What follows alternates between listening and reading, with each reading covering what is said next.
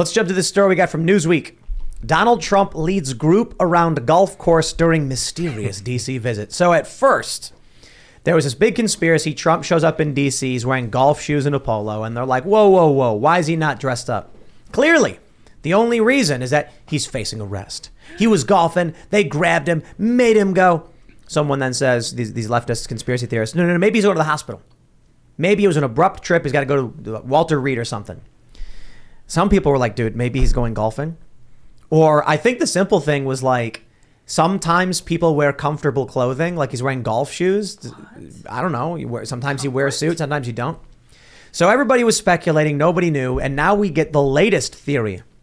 Here's this is a tweet with 107 retweets. Don the con man is in D.C., quote, golfing with Kevin McCarthy, Devin Nunes, Eric Trump, Sean Hannity. No golf clubs. How many guys does it take to help Trump find his balls? Haha.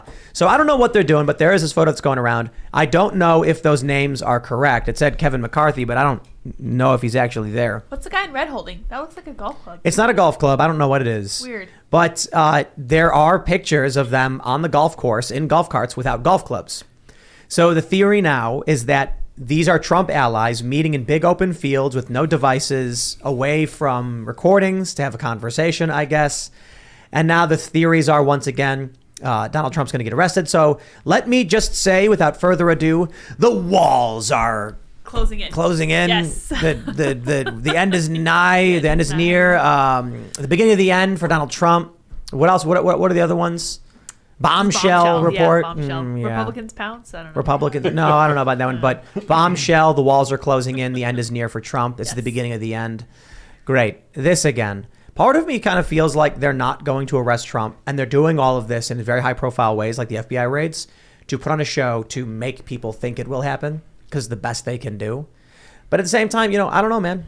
What do you guys think? You think Trump's having secret meetings to discuss his strategy to avoid arrest or plot a coup, or what's he doing? Well, if Trump's arrested, that's only going to help people like DeSantis. So I think that also plays into the sphere of what's happening here, especially when it comes to a lot of these central controllers. But also, there's 40 indictments? I think he probably brought subpoenas. Yeah. 40 subpoenas. He probably brought the boys around to be like, hey, there's 40 subpoenas. Like, what do we do? And, I've heard some rumors. We don't know what happened, but we can only speculate from here. I've heard some rumors from people close to Trump's inner circle that there are conversations, strategy about whether or not they need to take this seriously. I want to be light on how I phrase it because I don't want to play those stupid games, but. I wouldn't come out with an article and be like, definitively state this. The media likes to be like, sources close to Trump's circle say X. And it's like, what does that really mean? So I'm just saying it's a rumor that Trump's, having conversations like, do we need to take this seriously or not? Are we going to move forward? And whatever that ends up becoming, I don't know. But I think Luke is right. He called the boys and said, guys, 40 subpoenas. We better have a meeting about this.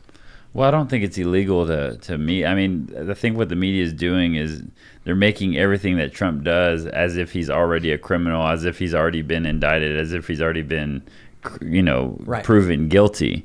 And so like an ex-president playing golf with his friends is not news. But whenever you write the headline in such a way, people that, don't study this stuff, like we do, like they might be susceptible to thinking that Trump is doing something. So it's really a non-story, but if you put the right headline on it, then a lot of people might.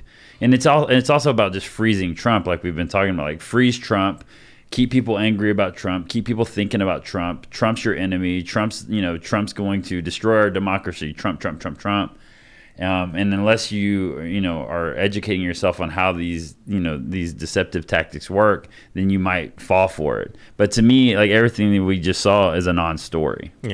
Yeah, like Trump hangs out at golf course, breaking news. It's like Trump's an ex-president. Like, since when does an ex-president not play golf with his friends? And since when, golf clubs though. Since when do a bunch of Republicans not talk? I mean, they're Republicans. They're supposed to be strategizing how to beat Democrats, right? I mean, that's the whole point. We don't know who it is. Yeah. This person's claiming it's Nunes, and they know who it is, but they're using a shot that's making you think they don't know who it is, so it seems more conspiratorial, more. Well, I'm saying this person on Twitter doesn't know who it is. Oh, okay. They're listing a bunch of random names, but you can't actually see that well. Okay. And you used the word pounce earlier. Republicans pounce because this is the verbiage that the left loves to use, and Meanwhile, this is a prime example of the left pouncing. You know what I mean? It's interesting how they're constantly accusing conservatives of being conspiracy theorists, and they're making everything a thing. But they are tweeting about how they're having a meeting with there's no golf clubs. You know what I mean? It's like they're trying to make something out of nothing. You know what I mean? So it's like it's very interesting, just the kind of hypocrisy that's going on here. Well, that's why I wonder, why should we take any of it seriously? I got like a corporate press emailing me. This is really funny. The Washington Post emailed me today, like right before the show, and they were like, "We have a list of people who said that Biden did not win the election fairly, and your name is included on this list." And I just started laughing when I saw that. I'm like, okay, so I get the diehard Trumpers calling me a cuck because I said Biden did win and Trump did lose, and then I get the corporate press claiming that I said the opposite. This is just absolutely amazing. Why should I take any of the corporate press seriously? They're just going to lie. They're going to make things up. I can come on the show over and over again and say that Biden won because people hated Trump, and Trump supporters, they can't believe it. They couldn't believe it. And of course, there was the shadow campaign stuff in Time Magazine. I'm not downplaying any of that stuff. But the media is going to say whatever they want, no matter what you do, and they're going to find a way to justify it. They're going to put out stories like this. For all we know, what I love? I'm like, these people come out and they're like, it's a conspiracy. Trump's meeting, no golf clubs. What's he talking about? He's plotting another coup. And I'm like, Donald Trump sitting there with all his friends. He's like, thank you for joining me, gentlemen. This is an excellent investment property. It's going to be a timeshare golf course. Trust me. And it's like, for all we know, he's meeting to sell property. It's like he got a bunch of friends together and said, we're going to go look at a building. There's 1,000,001 reasons. When people were claiming he was going to the hospital because he was dying, they were like, well, if he was dying, someone would be helping him. And he's not being helped. Therefore, it means it's probably not a medical emergency. And so he's probably being indicted. And I'm like, if he broke his wrist, he would be walking just fine. There's 1,000,001 reasons you could make up as to why Trump went to D.C. Yeah. They just make stuff up. They go nuts with it. If only there was this much media attention and scrutiny on the World Economic Forum, the Bilderberg Group, Jeffrey Epstein, the world would be a better place. But no, we're still obsessing about Donald Trump, the corporate media's gift that keeps giving. They're obsessing about him. I'm sick of even just hearing about this nonsense. Who cares? He met and he talked to people. People do that all the time. Mm-hmm. You should see what corporations do with the politicians that they buy and all the private conversations that they have selling you down the river. But of course, we don't have that kind of media attention. We don't have that kind of scrutiny. And this is why, in part, we're dealing with so many problems in our everyday lives, because of this nonsense that, again, is just politics astray, that is just screwing people over. No, but you make an excellent point, though. Why are they not putting this kind of scrutiny on the World Economic Forum? On themselves? On themselves. Because the thing is, the fact of the matter is, and I'm no Trump apologist, as you put it, but it makes you wonder, are they in on the agenda that organizations like the World Economic Forum are putting out? Probably. And they see Trump and others like him as a threat to their agenda. And so, of course, they're going to demonize and try to, in a sense, put this kind of focus and freeze individuals who they see as a threat. And Trump is just one of them. I just want to point something out, too. Like, this picture that we have showing Trump and a bunch of people, like, sitting around, like, standing around this empty golf course. I'm just imagining, like, what if Trump is speaking to them and he's like, where are the golf clubs at? The people, the caddies were supposed to bring them, and now we're standing here. I'm so sorry, gentlemen. And someone's like, they don't have golf clubs. And it's like, how common is it, normal, for someone to be like, it's going to be 15 minutes till the caddies get here. I guess they got held up. Instead, they go with this crazy conspiracy. Trump's having secret meetings and plots and whatever. It's like the most likely scenario is they're waiting for golf clubs. Well, that's what's going to backfire on them, and it always has historically. I mean, for them to come after you, right? I mean, you make a point to be open-minded, to do your research, but for them to come after you, it's like, what? That's not not helping them, right? It's not helping your audience go their way. So I think that they overplay their hand. Yeah. They tweet things out like this. I mean, there's a number of reasons why they don't have golf clubs. Like, who cares? Like, he's an ex-president. He's literally an ex-president. He's allowed to play golf and talk to his friends or his constituents. There's no crime here. I think it might have been Cernovich who said it. I'm not sure. No. Who said this? Someone said this to us. that this is the true crime podcast for, wine moms or like wine aunts.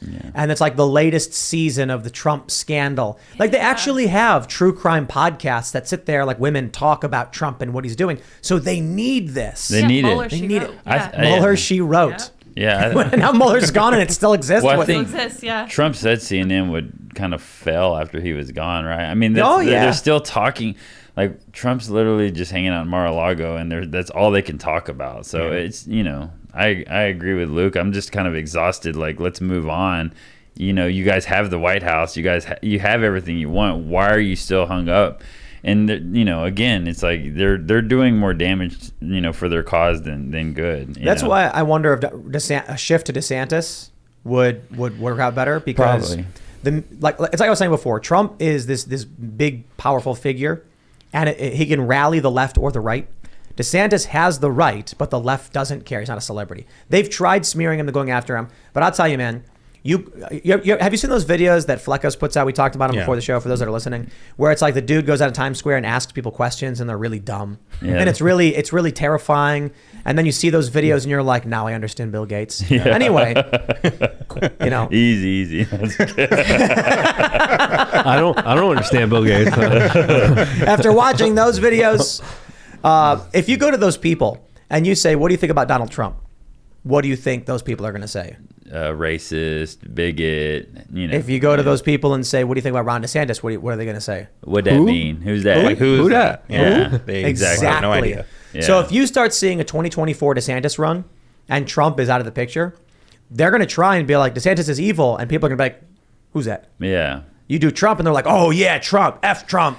I've been seeing videos though where they're going into the inner cities and they're going, a lot of younger people, they miss Trump. They liked Trump. And the thing is that, Trump was part of all of our lives growing up, right? I mean, he was in Home Alone, right? He was everywhere. And so I think that really backfired, which is probably why he won. So again, I think they've overplayed their hand, and Americans. I have faith that Americans are not as dumb as you would think that Americans are if you're just following what the news and what social media is telling us. Yeah, and that's an interesting point, Justin, because Trump from 2016 to 2022 or to 2020, he jumped 4% in terms of getting the so-called black vote. So he was gaining momentum in terms of black people who are voting for him, and so. They obviously understand that to the extent that Hispanics and black people are voting for Trump, a so-called Republican president, this is a very real threat. And so you want to double down. You want to mobilize all of your radio personalities. I mean, if you listen to any black, urban radio program on a morning radio show, they're constantly demonizing Trump, even though he's not in office. And so they're constantly mobilizing a lot of these urban and Hispanic radio and television personalities to constantly perpetuate this message of, Trump bad, Trump bad, Trump bad, leading up to the midterms. Thanks for checking out this segment from the Timcast IRL podcast. But if you want to check out the full show live, tune in Monday through Friday at 8 p.m. And if you want more special access content, head over to timcast.com and become a member. Your membership helps sustain this company, keep our journalists employed, makes this show happen, and you will get access to exclusive members-only segments of the Timcast IRL podcast, and there's a massive library to check out. So again, go to timcast.com or tune in Monday through Friday at 8 p.m., and we'll see you all there.